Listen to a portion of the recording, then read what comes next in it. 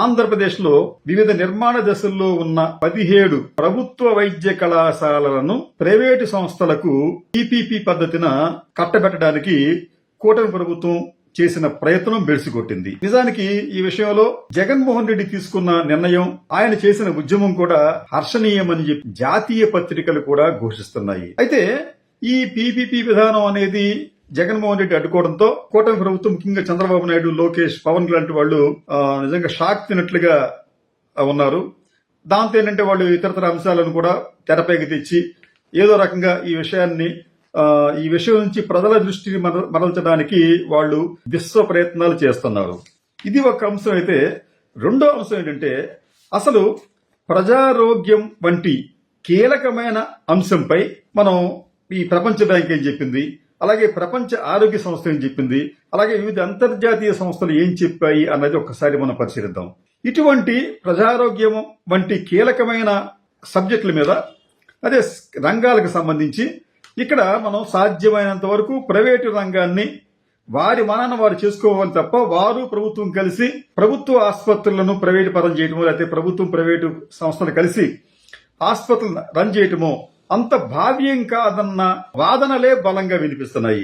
దీనికి తోడు ప్రపంచ ఆరోగ్య సంస్థ కూడా ఈ మధ్యన రిలీజ్ చేసిన ఒక నివేదిక ప్రకారం ఇటువంటి కీలకమైన రంగంలో పెట్టుబడులు పెట్టేటప్పుడు, లేకపోతే వీటిని ఈ పీపీపీ సిస్టమ్ లో ఈ ప్రజారోగ్య రంగాన్ని మీరు టేకప్ చేసేటప్పుడు చాలా అంశాలు మీరు దృష్టిలో పెట్టుకోవాలి, లేకపోతే అసలు పర్పస్ నెరవేరదని చెప్పి ప్రపంచ బ్యాంక్ హెచ్చరించింది.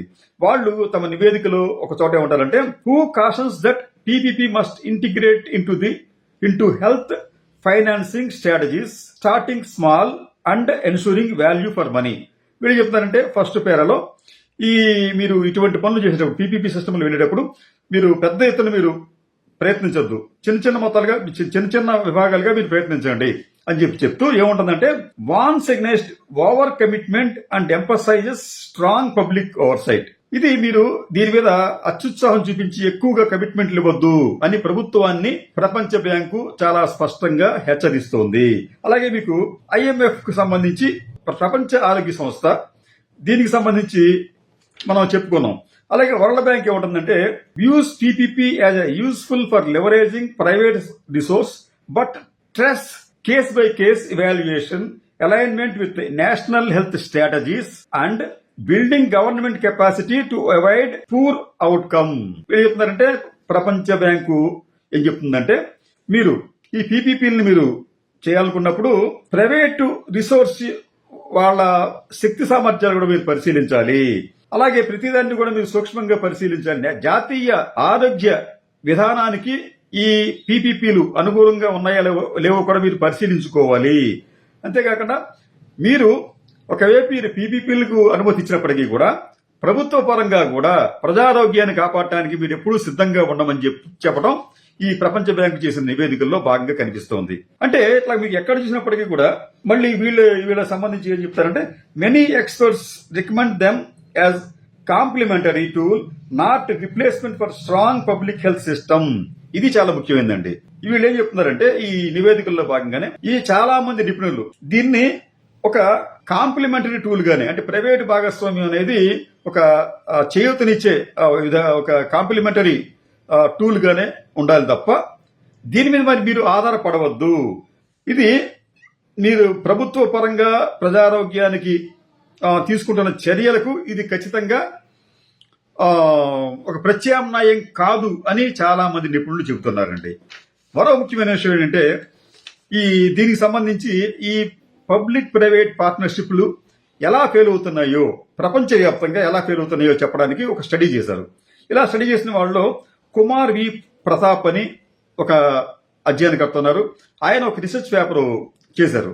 ఆ రీసెర్చ్ పేపర్ పేరు ఏంటంటే, the increasing incidence of PPP project cancellations in India.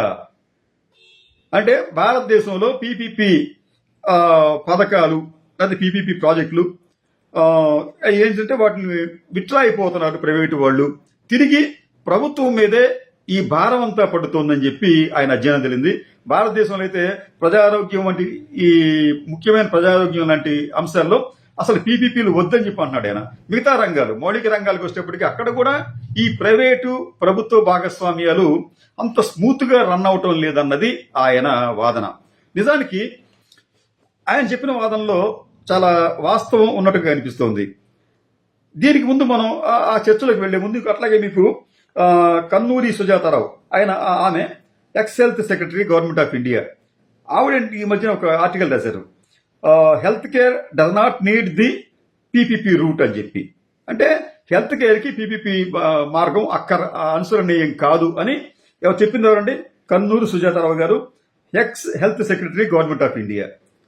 ఆ రంగంలో అనేక సంవత్సరాల పాటు పనిచేసిన అనుభవంతో ఆవిడ ఈ ప్రజారోగ్యానికి సంబంధించిన విషయాల్లో పబ్లిక్ ప్రైవేట్ పార్ట్నర్షిప్లు వద్దు అని చెప్పి చెప్తుంది. అలాగే మీకు మన ఐఏఎస్ మాజీ అధికారి డాక్టర్ పివి రమేష్, ఆయన కూడా ఇటువంటి విధానాలు వద్దని చెప్పి అన్నాడు ఆయన. ఇక్కడ మీకు కన్నూరి సుజాతారావు గారు మరొక ఆర్టికల్ ఏం చెప్పారంటే, ఇంగ్లాండ్ లో కూడా హెల్త్ సెక్టర్ లో ఈ పీపీపీ విధానాన్ని ప్రవేశపెట్టారు, అయితే అక్కడ అది ఫెయిల్ అయ్యింది. దానికి కారణం ఏమిటంటే, ఈ ప్రభుత్వం వరకు వాళ్ళు అన్ని వనరులు ఇస్తున్నప్పటికీ ప్రైవేటు యాజమాన్యాలు వాటిని సక్రమంగా నిర్వర్తించడం లేదు, ఫలితంగా అవి ఫెయిల్ అవుతున్నాయి. అంటే అక్కడ హెల్త్ సెక్టర్ కి సంబంధించి ఇవన్నీ కూడా పెద్దగా పనిచేయట్లేదని చెప్పనేది. ప్రపంచవ్యాప్తంగా చూసినప్పటికీ కూడా ఈ పీపీపీ విధానంలో దాదాపు 10% ఇటువంటి ఒప్పందాలు ఫెయిల్ అయినట్టుగా the increasing incidence of PPP project cancellations in India అనే దాంట్లో అది ఆ విషయంగా ఆయన ప్రస్తావించాడు. ప్రపంచవ్యాప్తంగా కూడా ఇదే పరిస్థితి ఉందని చెప్పి. ఇక్కడ మనం ముఖ్యంగా గమనించాల్సింది ఏంటంటే, ఈ పీపీపీ విధానం అనేది ఒక అసహజమైన ఆర్థిక అలాగే ఒక ఆర్థిక ప్రక్రియ అనొచ్చు, లేకపోతే ఒక అసహజమైన ఒప్పందంగా దీన్ని మనం భావించాలి. ఎందుకు దీని అసహజమైన ఒప్పందం అని చెప్పి అనవలసి వస్తుందంటే, ప్రభుత్వానికి సంబంధించి ప్రభుత్వం యొక్క ప్రధానమైన లక్ష్యం ప్రజా శ్రేయస్సు. తప్ప వాళ్ళకి ఏముండదు. అక్కడ ప్రభుత్వం ఒక వ్యాపార సంస్థ కాదు, లాభాపేక్ష వాళ్ళకి ఉండకూడదు కూడా. వాళ్ళు ప్రజా సంక్షేమం, ప్రజా శ్రేయస్సు కోసమే వాళ్ళు పని చేయాలి. దాంట్లో భాగంగానే వాళ్ళు స్ట్రాటజీస్ తయారు చేసుకుని ఈ ప్రజల సంక్షేమం కోసం వాళ్ళు వివిధ పథకాలు ప్రవేశపెట్టాలి. ఇది ఒకవైపు అయితే, రెండో వైపు ప్రైవేటు సెక్టర్ యొక్క ప్రధానమైన లక్ష్యం ఏంటంటే లాభాపేక్ష, లాభం మాత్రమే తెచ్చుకోవాలి. అట్ ఎనీ కాస్ట్ లాభం తెచ్చుకోవాలి. ఒకవేళ లాభం రాకపోతే నష్టాలు చవి చూస్తారు, ఐపీఎల్ పెడతారు. అంటే చెయ్యి కాలితే కొండ ఎత్తి వేసే రకం లాగా ప్రైవేట్ సెక్టర్ ఉంటుంది. ఈ రెండు కూడా భిన్నమైన ధృవాలు. ఒకటేమో ప్రజా శ్రేయస్సు, మరొకటి ఈ లాభాపేక్ష, లేకపోతే లాభాల కోసం వాళ్ళు పనిచేయటం. ఈ రెండింటినీ మనం కలపాలి అనుకోవటం అనేది ఒక అసహజమైన కలయికగా భావించవలసి వస్తుంది. చాలా చోట్ల ఏం జరుగుతుందంటే, చాలా చోట్ల మన ఇండియాలో కూడా మీకు ఫర్ ఎగ్జాంపుల్ మీకు హైదరాబాద్ మెట్రోకి సంబంధించి ఇది సంబంధించి అక్కడ ఈ కేంద్ర ప్రభుత్వం దానికి సంబంధించి వాళ్ళు కూడా పెద్ద ఎత్తున మొత్తంలో నిధులు ఇచ్చారు. దీనికి సంబంధించి ఒక 14,132 కోట్ల రూపాయలు మొత్తం ప్రాజెక్ట్ అది. దీంట్లో కేంద్ర ప్రభుత్వ గ్రాంట్ 1,458 కోట్ల రూపాయలు. అంటే 1,458 కోట్ల రూపాయలు కేంద్రం ఉదారంగా ఇచ్చేసింది. గ్రాంట్ అంటే తిరిగి మళ్ళీ చెల్లించక్కర్లేదు దాన్ని, అది కేంద్రం ఇచ్చింది. మొత్తం ప్రాజెక్ట్ ఇది.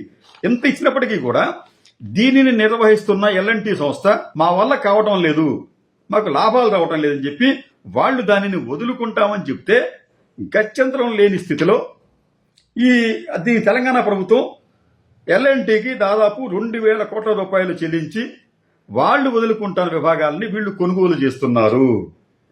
మరి చంద్రబాబు నాయుడు గారు అలాగే కేంద్ర ప్రభుత్వం కూడా పీపీపీ విధానం అనుసరించాలని చెప్తున్నారు. అక్కడ చెప్తూ ఉంటుంటే మరి ఇక్కడ మెట్రో హైదరాబాద్, మన కంటికి కనిపించే హైదరాబాద్ మెట్రోనే పీపీపీ విధానంలో వాళ్ళు సరిగ్గా రన్ చేయలేకపోయారు. ప్రైవేట్ వాళ్ళు తమ భాగాన్ని వదిలేసుకుంటున్నారు.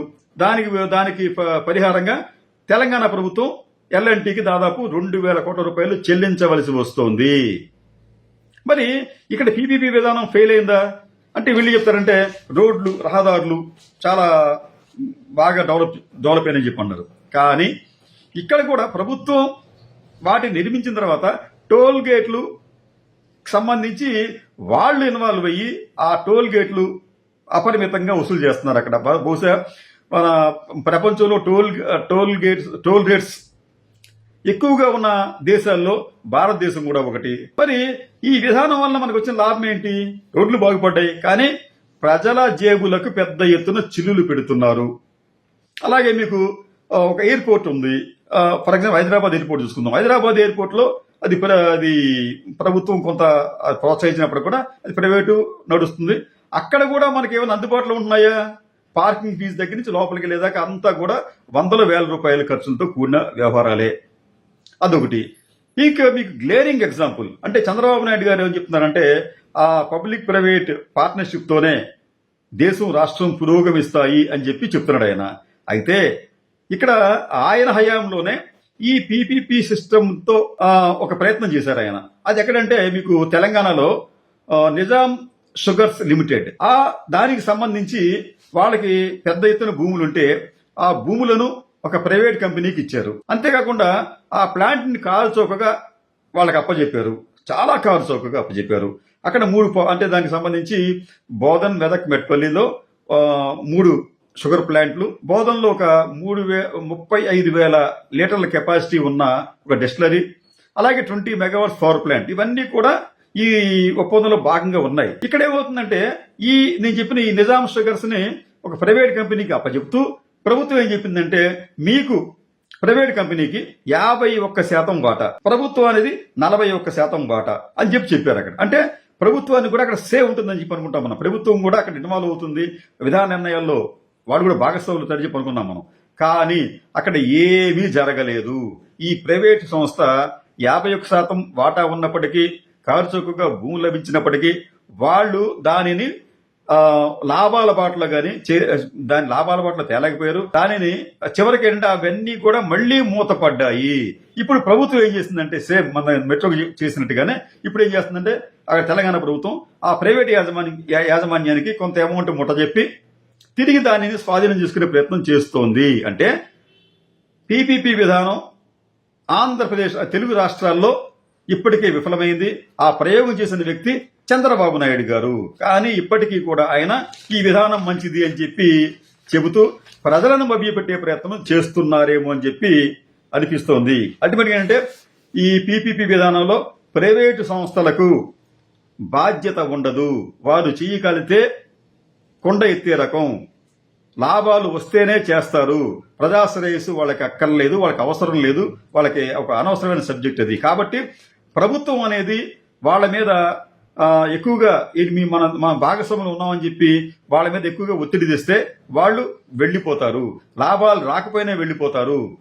కాబట్టి ఏంటంటే ఈ విషయాలకు సంబంధించి ముఖ్యంగా ఈ హెల్త్ సెక్టర్కి సంబంధించి ఈ పీపీపీ విధానాన్ని అమలు చేయాలని చెప్పి కేంద్రం కూడా అంటుందని చెప్పి రాష్ట్ర ప్రభుత్వం అంటున్నప్పటికీ కూడా దానిని మనం వ్యతిరేకించవచ్చు. ఎందుకంటే గతంలో ఇక జగన్మోహన్ రెడ్డి సంబంధించి ఒక అంశం చెప్తాను మీకు నేను. ఇదే ఎన్డీఏ ప్రభుత్వం ల్యాండ్ హోల్డింగ్ సంబంధించి భూముల హక్కులకు సంబంధించి ఒక చట్టం తీసుకొచ్చి అవన్నీ కూడా రెగ్యులరైజ్ చేయమని చెప్తే చాలా రాష్ట్రాలు వ్యతిరేకించాయి. కానీ జగన్మోహన్ రెడ్డి ఆ పనికి పూనుకుంటే వీళ్ళు ఏం చేశారు? తెలుగుదేశం పార్టీ, జనసేన కూడా ఏం చేశారంటే ఇవన్నీ కూడా ఈ భూములన్నీ కూడా జగన్మోహన్ రెడ్డి స్వాధీనం చేసుకుంటాడు, ఆక్రమించుకుంటాడు అని చెప్పి ఒక తప్పుడు ప్రచారం చేశాయి. అంటే మీరు మీ ఇష్టానుసారంగా సెంట్రల్ గవర్నమెంట్ ఒక చట్టం తీసుకొస్తే దాన్ని మీరు వ్యతిరేకిస్తారు, మళ్ళీ అధికారంలోకి వస్తే దాన్నే మళ్ళీ మీరు ఇంప్లిమెంట్ చేస్తారు. అలాగే మీరు ఈ రోజున కేంద్రం కూడా పీపీపీ విధానం అనుసరిద్దాం ఈ పబ్లిక్ హెల్త్ సెక్టర్లో అని చెప్పంటే ఇప్పుడు మీరు ఓకే అంటారు. కానీ ఇది ప్రజా ప్రయోజనాలను కాపాడటం లేదు, ప్రజలకు వైద్యం మరింత భారంగా మారుతుంది అన్న భావన సర్వత్రా ఉన్న నేపథ్యంలో తెలుగుదేశం పార్టీ ఆ కేంద్ర ప్రభుత్వ సిఫార్సులను మనం తిరస్కరించవలసిన అవసరం ఉంది. లేకపోతే ఆంధ్రప్రదేశ్లో పేదలకు వైద్యం అనేది ఇప్పటికే అందని మావి పండుగ మారింది. ఇదేపు పేదలకు కాకుండా మధ్యతరగతి ధనిక వర్గాలకు కూడా ఈ వైద్యం అందకుండా పోయే ప్రమాదం ఉంటుంది. కాబట్టి ఈ పీపీపీ విధానం మీద ఒక మంచి ఎక్స్పర్ట్ కమిటీ వేసి ఆ కమిటీ నివేదిక ఏమిటో ప్రజలకు చెప్పి దాని మీద అసెంబ్లీలో చర్చించి అప్పుడు ఒక నిర్ణయం తీసుకుంటే బాగుంటుంది.